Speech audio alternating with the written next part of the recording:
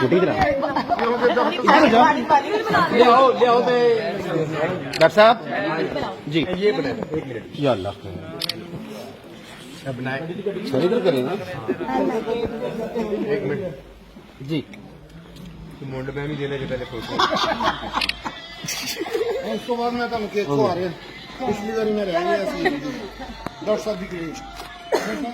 please help me लो जी दीदार बनी यार साड़ियां दो तस्वीरां रख लेंगे ले आओ दूसरा कलर चेंज हो गया माय फेवरेट कलर आफरीन ने लेके जा ਤੁਸੀਂ ਲੈ ਜਾਓ लेकिन मैं इसको ओके ओके आओ जी चले भाई नोनी अभी ठहरो इधर आ जाइए यार नोनी डॉक्टर अजमल प्लीज ठहर जाओ थैंक यू किथे आ गई की रोदी दा यार बैकग्राउंड क्या अच्छी आ रही थी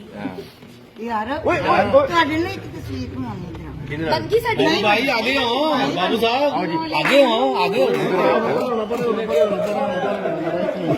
ਨਵੀਂ ਅਖਲਾਕ ਛੱਡਦੇ ਇਹਨਾਂ ਨੂੰ ਨਹੀਂ ਆਉਣੀ ਮੈਨੂੰ ਪਤਾ ਹੈ ਨਾ ਇੰਜ ਹੀ ਕਰਦੇ ਮੇਰੇ ਨਾਲ ਹਰ ਵਾਰੀ ਨਵੀਂ ਬਣਾਓ ਜੀ ਇਹਨਾਂ ਨੇ ਅਜੋ ਥੋੜਾ